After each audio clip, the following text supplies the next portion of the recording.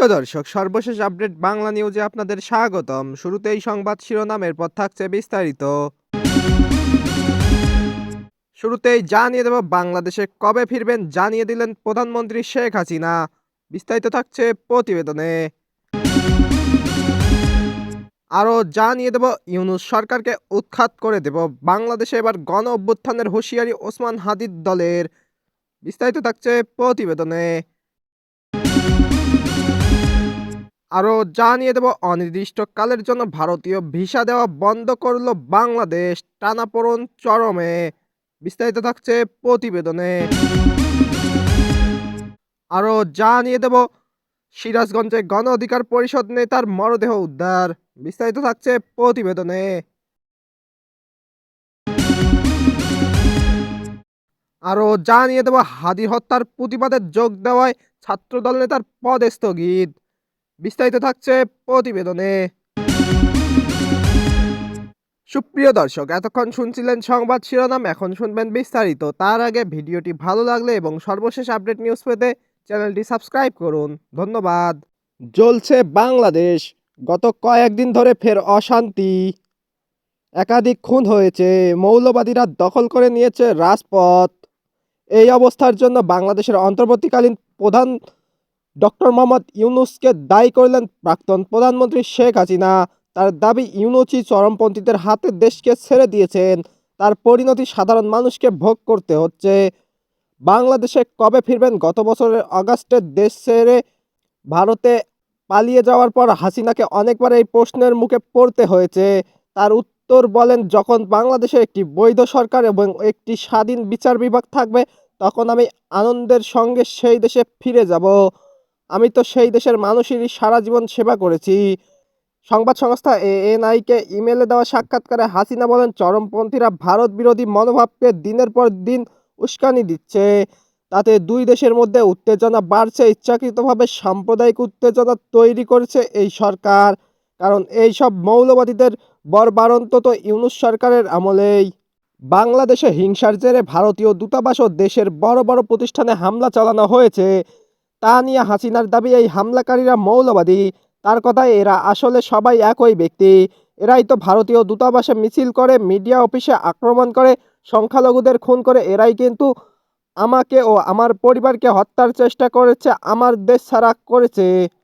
তিনি দেশ ছেড়ে পালিয়ে আসতে বাধ্য হলেও এখনও বাংলাদেশের প্রতিষ্ঠানগুলোর উপর আস্থাবান বলে দাবি করেন। বলেন, আমি এখনও বিশ্বাস হারাইনি। আমাদের সাংবিধানিক ঐতিহ্য শক্তিশালী।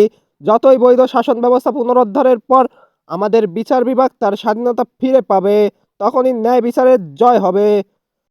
হাসিনা সাফ জানান, বাংলাদেশে ইসলামী শক্তিগুলোর হাত মজবুত করা হচ্ছে, তবে একটি কোটি কোটি বাংলাদেশের মানুষের ধর্মনিরপেক্ষ রাষ্ট্রের পক্ষে বলেও দাবি করেন তিনি। বলেন, আমি অনেকের সঙ্গেই একমত। এখনও লক্ষ লক্ষ বাংলাদেশি নিরাপত্তা চায়, ধর্মনিরপেক্ষ রাষ্ট্রে থাকতে পছন্দ করে। চরমপন্থীদের মন্ত্রিসভায় স্থান দিয়েছেন ইউনূস, কারাগার থেকে দণ্ডিত সন্ত্রাসীদের মুক্তি দিয়েছেন। এটা কেবল ভারতের জন্য নয়, দক্ষিণ এশিয়ার জন্য বেশ বিপজ্জনক।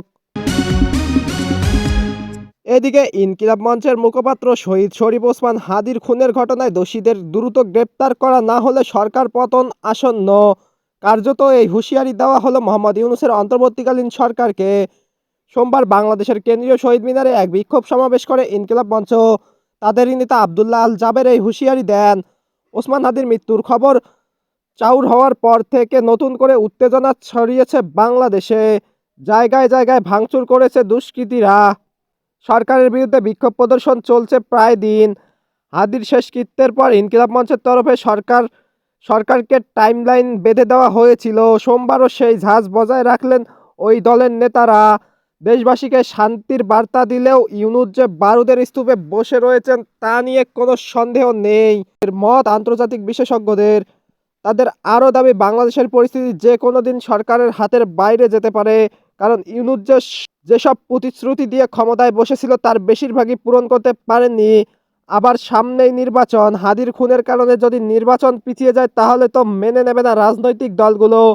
সেক্ষেত্রে ফের গণ অভ্যুত্থান হতে পারে। এদিন ইনকিলাব মঞ্চের নেতারা বলেন, বাংলাদেশের সাধারণ নির্বাচনের আগে ন্যায় বিচার নিশ্চিত করতে হবে। যদি আপনি ন্যায় বিচার নিশ্চিত করতে না পারেন, তাহলে একবার জনগণের রক্তপাত শুরু করলে তা থামানো যাবে না। যদি জনগণের করের টাকায় পরিচালিত গোয়েন্দা সংস্থাগুলো খুনিদের শনাক্ত করতে না পারে তাহলে কিসের সরকার? এদিকে ভারতীয়দের জন্য সাময়িকভাবে ভিসা পরিষেবা বন্ধ রাখার সিদ্ধান্ত নিল বাংলাদেশ। নয়াদিল্লির পদক্ষেপের পাল্টা জবাব হিসাবে ঢাকায় এই সিদ্ধান্ত বলে মনে করা হচ্ছে। তবে সাম্প্রতিক ঘটনা প্রবাহে দুদেশের টানাপোড়েন চরমে তা বলাই বাহুল্য।